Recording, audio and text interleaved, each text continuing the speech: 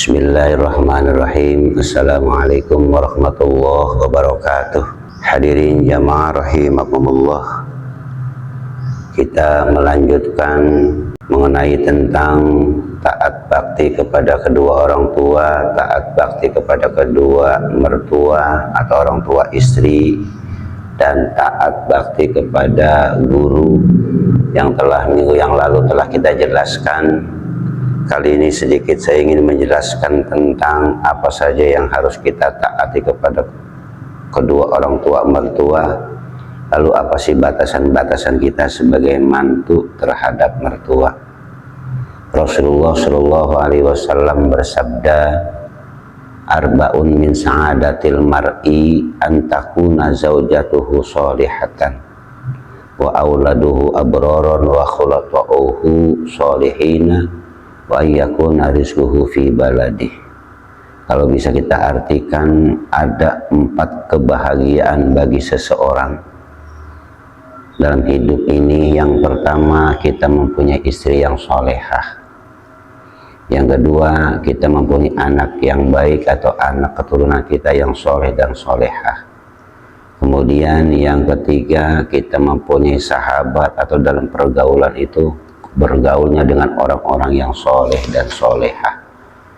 Kemudian yang keempatnya, kita mendapatkan usaha atau rezeki dilancarkan oleh Allah di dalam negeri kita sendiri, artinya di dalam lingkungan itu sendiri. Itu ada 4 kebahagiaan yang didambakan oleh seseorang dalam hidupnya, terutama di dalam rumah tangga. Yang pertama, sedikit saya akan bahas tentang istri yang solehah.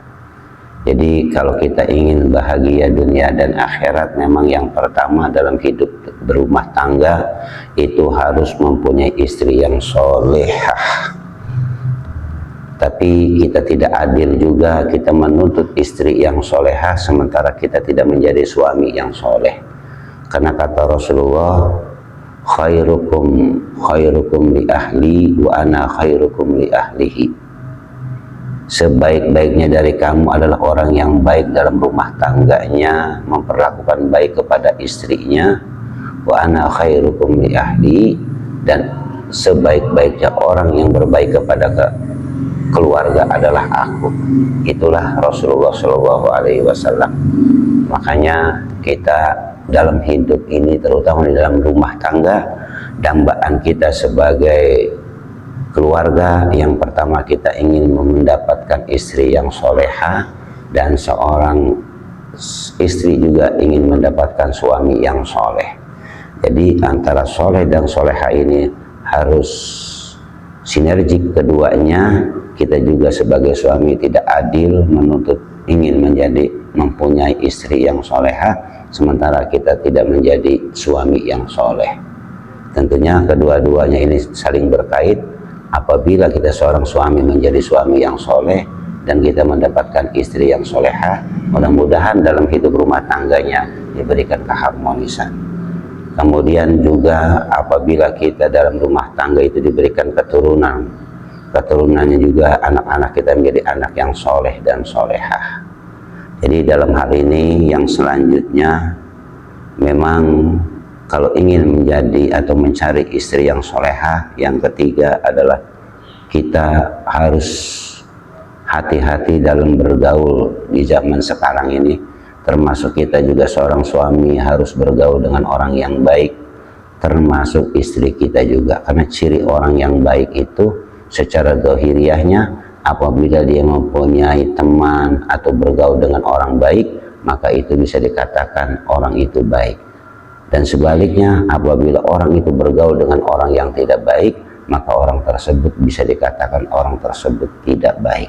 Artinya pergaulan itu mampu atau bisa menentukan baik buruknya seseorang dalam pergaulan. Karena bergaul dengan orang yang soleh, mudah-mudahan kita ke bawah solehnya. Dan apabila kita bergaul dengan orang yang tidak baik, barangkali atau mungkin bisa terbawa dengan ketidakbaikannya. Kemudian yang selanjutnya, kita sebagai anak, dalam hal ini adalah mantu dalam rumah tangga, memang ada batas-batasannya, ada kewajiban kita terhadap mertua atau orang tua yang sudah dijelaskan minggu yang lalu, bahwa kewajiban taat bakti kepada kedua mertua adalah sama dengan wajib baktinya kita kepada orang tua kita sendiri. Kemudian juga ada hal-hal yang perlu dijauhi oleh kita sebagai anak atau sebagai menantu terhadap mertua kita. Yang pertama, apabila kita mempunyai satu masalah di dalam rumah tangga kita, maka kedua mertua tersebut seyogyanya tidak bercampur urusan dengan anak mantu kita, karena itu adalah merupakan satu masalah yang memang masalah dalam rumah tangga. Seandainya pun memang masalah itu tidak bisa diselesaikan, baru kita sebagai orang tua mertua bisa menyelesaikan dan bisa bertanya kepada anak mantu kita. Jadi apabila ada permasalahan yang ada pada anak mantu kita, kita sebagai mertua atau sebagai orang tua, kita tidak boleh mencampuri urusan anak mantu tersebut. Itu yang pertama. Kecuali anak dan mantu itu mempunyai masalah yang memang tidak bisa diselesaikan. Boleh dia konsultasi dengan orang yang terdekat. Yang pertama adalah kepada kedua orang tua, yang selanjutnya kepada kedua orang tua mertua. Apa permasalahannya? Nah, yang kemudian kewajiban kita sebagai mantu terhadap mertua, batas-batasannya sudah sama dengan orang tua kita. Kemudian dalam hal rumah tangga, ketika kita memberikan satu nafkah kepada istri kita, maka itu adalah kewajiban dari kita sebagai seorang suami. Nah, manakala kita ingin membagi mertua, maka itu adalah hak kita. Hak kita seorang suami. Seandainya ada istri kita pengen membagi orang tuanya, harus seizin suaminya. Nah, jadi dilarang, walaupun ini adalah hak kita, hak dari suami, tapi manakala kita mau memberikan kepada orang tua kita atau mertua kita, maka istri kita itu harus mendapatkan izin dari kita sebagai suami. Kecuali suami, karena suami mendapatkan satu kelebihan dari seorang istri, manakala dia memberikan suatu nafkah atau suatu rezeki untuk orang tuanya sendiri tanpa sepengetahuan istri pun sah secara hukum. Tapi kalau istri sebaliknya. Nah, kemudian dalam permasalahan rumah tangga kita sebagai mantu terhadap orang tua, apabila kita sebagai mantu mempunyai satu urusan yang memang urusan tersebut tidak bisa diselesaikan oleh kita, maka kita silahkan konsultasi kepada mertua kita. Ketika memang permasalahan itu tidak bisa diselesaikan, silahkan kita berkonsultasi juga dengan kedua orang tua kita. Karena ada batasan-batasan memang kalau kita sudah, apabila anak kita sudah mempunyai suami, maka kewajiban kita sebagai orang tua, atau dalam hal ini adalah orang tua perempuan, maka lepas tanggung jawabnya, karena itu adalah haknya suami. Apapun yang dilakukan oleh suami kepada istrinya atau kepada anak kita, maka itu adalah bagian daripada kewajiban mantu terhadap istrinya. Jadi adalah batasan-batasan yang memang perlu diketahui. Apabila di dalam rumah tangga itu ada satu permasalahan itu bisa diselesaikan dengan suami istri. Seandainya pun tidak, maka silahkan konsultasi kepada kedua orang tua, baik itu mertua maupun orang tua kita. Jamaah rahimakumullah. Jadi ada tindakan yang harus dilakukan oleh seorang suami ketika istri kita itu berbuat satu masalah yang bisa disebut kasarnya durhaka terhadap suami, yang kita sebut dengan nusuz. Jadi nusuz itu bukan saja melawan kepada suami, ada beberapa hal yang bisa dikategorikan seorang istri itu menjadi nusuz. Yang pertama, apabila suami sudah menyediakan satu tempat tinggal yang sesuai dengan kemampuannya, istri itu meninggalkan rumah tanpa izin seorang suami, maka itu termasuk nusuz.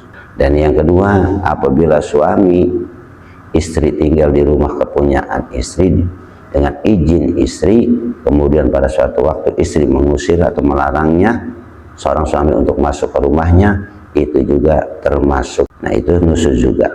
Kemudian apabila istri selalu meninggalkan rumah tanpa izin suami dan bergaul dengan pergaulan yang bebas, maka itu juga termasuk nusuz.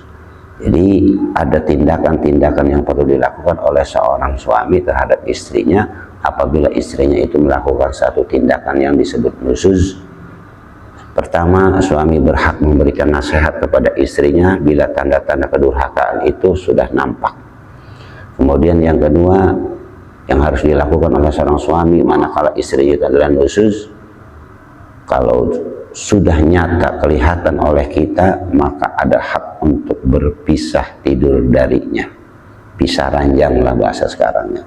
Kemudian yang ketiga, sesudah dua pelajaran tersebut dinasehatin sudah, tidur atau pisah ranjang juga sudah, maka suami berhak memukulnya, tapi memukulnya yang tidak membahayakan agar menjadi satu ibroh dan pelajaran saja, diberikan peringatan. Nah, akibat kedurhakaan itu maka hilanglah hak istri.